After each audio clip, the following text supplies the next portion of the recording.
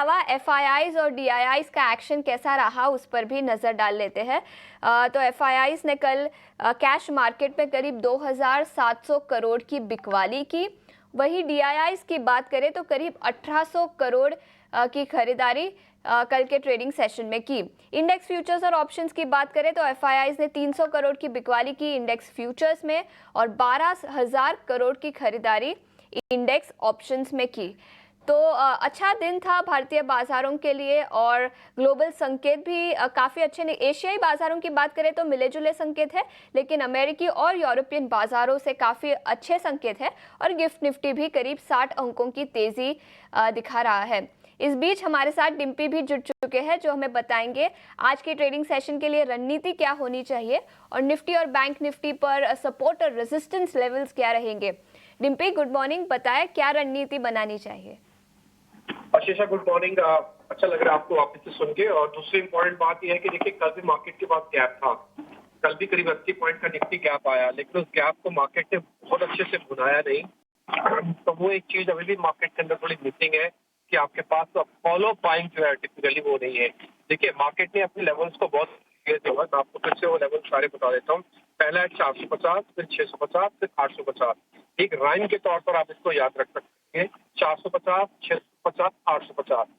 450 में आपका global markets की जो चिंताएं हैं, डर है, वो सब निकल गया। पुल बैक कंटिन्यू होगा और पुल बैक की जो मियाद है यानी कि जो उसकी लिमिट है वो 650 पे आके खत्म हो जाएगी। 650 से 850 के बीच में अब अपने आप को वापस से फ्लरिश करेंगे और एक्सट्रीम बुल रन जो मार्केट के अंदर चल रहा है उसका वापस से पार्ट बन जाएंगे। तो फिलहाल अभी आप 450 से 650 वाली रेंज के अंदर है। कल का हाई चेक कर लीजिए, 650 पार नहीं हुआ। कल का लो चेक कर लीजिए, 400 नहीं ब्रेक हुआ, 450 ब्रेक नहीं हुआ। तो कुल मिला के कहने का मतलब है कि मार्केट के अंदर आज भी गैप है, लेकिन इस गैप का क्या भरपूर फायदा उठाएंगे इससे मेरे को थोड़ा सा डाउट है। दूसरा पॉइंट, कल मार्केट के अंदर एक्चुअली ऐसे देखा जाए तो हल्की सी शॉर्ट कवरिंग और हुई है निफ्टी के अंदर, बट बैंक निफ्टी के अंदर ऐसा नहीं था। डाइवर्जेंस आपको दिख रहा होगा, बैंक निफ्टी बकायदा 148 पॉइंट नीचे जाके बंद हुआ है। एक और चीज, अभी आपने कैश के नंबर पढ़े, इसमें से 2600 करोड़ रुपए की फिर से सेलिंग आ गई। ये कैश में बैक टू बैक सेलिंग थी कल के सेशन में, यानी कि परसों सेशन में इकलौता बाय था, उसके बाद फिर से सेलिंग आई है। तो ये क्या करेगा, मार्केट को साइडवेज कर देगा। और 50% का अभी भी लॉन्ग पोजीशन एफआई का होल्ड है, तो उसमें भी कोई चेंज नहीं आया। तो ज्यादातर डाटा समझने के बाद, देखने के बाद, option change, chart ward, averages वगैरह देखने के बाद अभी भी यही लग रहा है कि आज भी मार्केट के लिए साइडवेज कंसोलिडेशन का डे होगा। I repeat myself, 450 break होने पर थोड़ा और प्रेशर मार्केट के अंदर आएगा। 650 ब्रेक होने पर मार्केट के अंदर और पुल बैक स्ट्रॉन्ग हो जाएगा और फिर आपको ज्यादा डरने की बात नहीं है। तो फिलहाल तो आप इस रेंज को एंजॉय कीजिए। हाईली प्रोफेशनल लोग इस रेंज के अंदर 50-50, 60-60 पॉइंट करके अपने प्रॉफिट इंडेक्सेस में पूरे करें, स्टॉक स्पेसिफिक काम करें, थीमेटिक काम करें, तो आपको अच्छा पैसा मिल सकता है। दूसरा पॉइंट मैं सेम में बैंक निफ्टी भी क्लियर कर देता हूँ। बैंक निफ्टी में भी 50,200 बहुत इंपॉर्टेंट सपोर्ट लेवल है। कल भी हमने 50,200 को टेस्ट नहीं किया, ना ही ब्रेक किया। तो 50,200 पे जब तक आप ऊपर खड़े हुए हो कोई वैसी दिक्कत नहीं है। 50,000 के नीचे जाने पर आपकी प्रॉब्लम्स आएंगी और 49,800 के नीचे जाने पर आप क्लियर हो जाओगे। ये बात आप अच्छे से समझ लीजिए। तो फिलहाल ये लेवल जब तक 50,200 है तो आप एक्सपेरिमेंटल ट्रेड ले सकते हो, sort of lab testing trade जिसे हम कहते हैं कि 10 में से 2 लॉट करके देख लो भाई, पता नहीं कितना पैसा आ जाए नहीं आ जाए। कुछ ऐसा ही होगा। बहुत बड़ा पैसा इंडाइसिस से बनेगा, उसमें अभी थोड़ा डाउट है। ना ही उसके अंदर पोजिशनिंग है, ना ही उसके अंदर ओपन इंटरेस्ट उतना स्ट्रॉन्ग है, और ना ही उसके अंदर अभी ये पूरे उस तरह का बन रहा है। तो फिलहाल आपका दोनों का टारगेट जो बैंक निफ्टी के तेजी खेल रहे हैं उनका 50,800 है। जब तक 50,800 आप पार नहीं करते, बड़े मूव के लिए आप तैयार नहीं होंगे।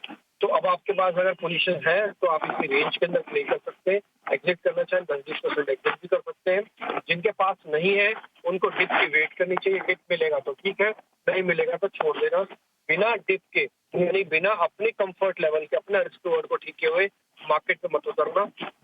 आपकी लक आपको जिता दे तो एक अलग बात है, बट एक्चुअली और डाटा से आप हार जाएंगे। तो ये डिसिप्लिन ब्रेक नहीं करना है, एक्चुअली डिसिप्लिन टेस्ट करने वाला मार्केट है, वही आपको फॉलो करना है। आशीषा एक चीज के साथ मैं कंप्लीट कर रहा हूँ, 19 शेयर फ्रंट बैन के अंदर है। ये मार्केट के अंदर ना एंजाइटी के लेवल को बताता है। बहुत देर तक आप 19 शेयरों को बैन में नहीं रख सकते, तो कुछ ना कुछ मार्केट के अंदर जरूर होएगा। आज नहीं तो कल 100% होएगा, ताकि इस 19 शेयरों के बैन को हटाया जा सके। पुट कॉल रेशियो के हिसाब से बैंक निफ्टी ज्यादा वीक हो चुका है, यानी कि थोड़ा ओवरसोल्ड कैटेगरी में आ गया, इसलिए गलती से भी बैंक निफ्टी को भी शॉर्ट नहीं करना चाहिए। आप लॉन्ग करें ना करें, बट शॉर्ट मत कीजिएगा। ये मोटा मोटी डाटा है मार्केट्स का।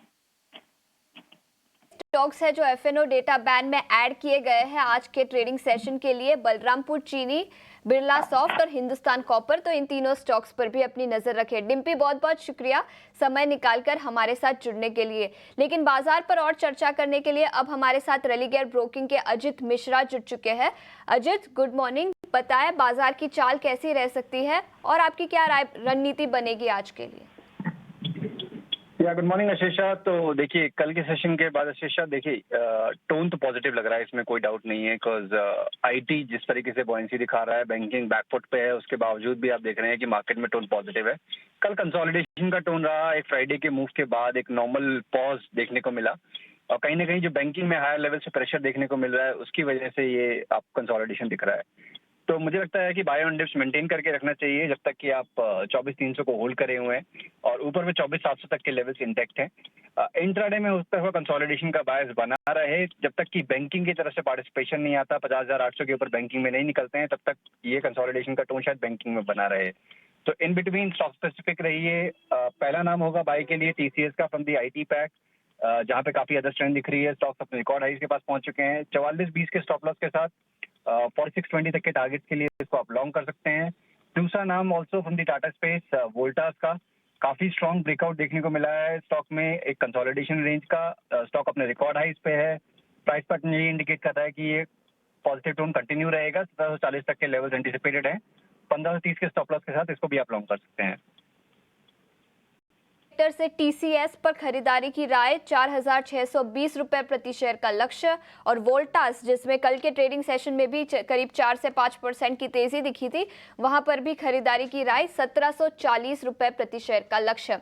अजीत, बहुत बहुत शुक्रिया हमारे साथ जुड़ने की। और कमोडिटी मार्केट पर नजर डालते हैं। अब हमारे साथ वंदना जुड़ चुकी है एसएमसी ग्लोबल सिक्योरिटीज की। वंदना, गुड मॉर्निंग। बताएं कमोडिटी मार्केट पर क्या राय बनेगी। सबसे पहले ब्रेंट क्रूड की बात करें। जी, वेरी गुड मॉर्निंग।